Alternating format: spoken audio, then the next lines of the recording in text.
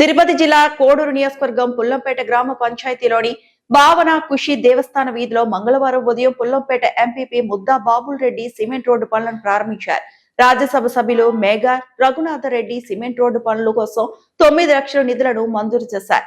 ఈ రోజు రోడ్డు పనుల కోసం పూజా కార్యక్రమాలు పూర్తి చేసి మాజీ సర్పంచ్ ఆకేపాటి శ్రీనివాసులు రెడ్డి వీవర్స్ వింగ్ అధ్యక్షులు బోగా పార్థసారథుల ఆధ్వర్యంలో పనులు ప్రారంభించారు. ఈ కార్యక్రమంలో వైసీపీ రాష్ట్ర జాయింట్ సెక్రటరీ మడగలం శ్రీనివాసులు, మండల బూత్ కమిటీ అధ్యక్షులు సుదర్శన్ రెడ్డి, వైసీపీ నాయకులు బీకే మణి, సామా రాంబాబు, సిద్ధారెడ్డి తదితర వైసీపీ నాయకులు మరియు భావన ఋషి దేవస్థానం కమిటీ సభ్యులు, గ్రామ పెద్దలు పాల్గొన్నారు.